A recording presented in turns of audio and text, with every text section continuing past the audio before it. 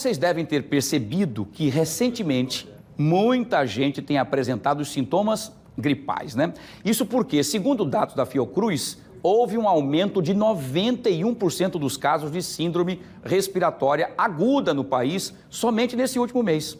Diante desse cenário, os especialistas alertam que é preciso redobrar os cuidados com os bebês para evitar a bronquiolite e as suas complicações. Vamos entender os detalhes na reportagem de Bruno Protásio aqui no Fenômeno. Vamos ver. Com apenas 25 dias de vida, o Samuel precisou ser internado na UTI. O recém-nascido apresentou sintomas gripais e foi diagnosticado com bronquiolite. Foram dias apreensivos para a mãe dele. Fiquei muito desesperada, porque quando fala UTI, eu acho que o nome UTI já assusta. E eu não sabia o diagnóstico correto, assim, né? Quando a gente tirou o raio-x de início, a gente achou que era uma pneumonia. E aí, quando a gente subiu, a gente viu que era bronquiolite e que, para tratar, precisaria de ter um isolamento, né? E o cuidado máximo, por ele ter uma idade tão pequena. A bronquiolite é uma infecção viral causada por um vírus que o mais comum é o sincicial respiratório e que causa um desconforto respiratório, principalmente nos bebês pequenos. Eu posso ter uma bronquiolite sem gravidade, que ela vai se comportar como uma gripe comum, tosse, na obstrução nasal, o bebê come menos, mas nos bebês pequenos, como ela produz muita secreção, essa secreção ela obstrui as vias aéreas que são pequenas porque o bebê é pequeno. E aí causa um desconforto respiratório, um cansaço, uma necessidade às vezes de suporte de oxigênio, que a gente chama de uma pneumonia viral. Rayane contou que na casa dela todo mundo ficou gripado. E nas últimas semanas uma coisa é certa, você ou algum conhecido também teve sintomas. Isso não é só em Maceió, não. A Fiocruz alerta para a síndrome respiratória aguda em todo o país. No último mês, houve um aumento de 91% dos casos. No HGE, os atendimentos a bebês e crianças têm chamado a atenção. Habitualmente, esses vírus respiratórios circulam muito nessa época, então a gente sempre espera que a gente vá atender crianças com esses quadros.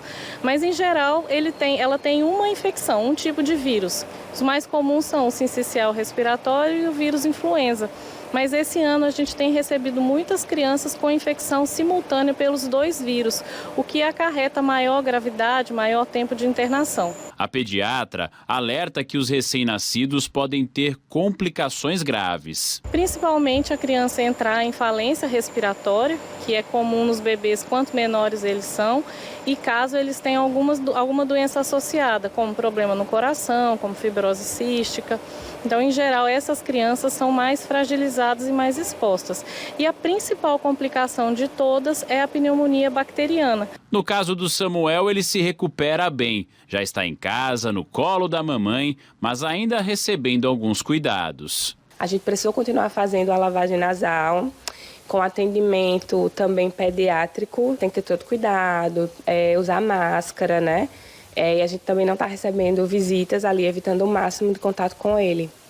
Justamente para não voltar, o risco é esse? Isso, para ele não voltar, porque a tosse ela não cessa durante esse período de tratamento. É mais de 30 dias, né? E este é um dos caminhos para a prevenção das doenças. Outro é a vacina. A gente tem vivido hoje uma realidade de resistência à vacinação. Então, a vacina da influenza está disponível nas unidades de saúde. A gestante deve se vacinar para proteger o seu bebê da infecção até os 6 meses. A partir de 6 meses, o bebê deve ser vacinado e os pais devem evitar sair e se expor, porque quando eles saem e se expõem, ele leva o vírus para casa, mesmo que a criança não saia. Depois de passar por este período difícil com o filho, a Rayane também deixa um recado muito importante aos pais. Qualquer sinal, procurar um médico, porque está muito forte, né? E é bem desesperador, porque é muito delicado. Eu acho que é o nosso bem mais precioso, o máximo de cuidado ainda é pouco.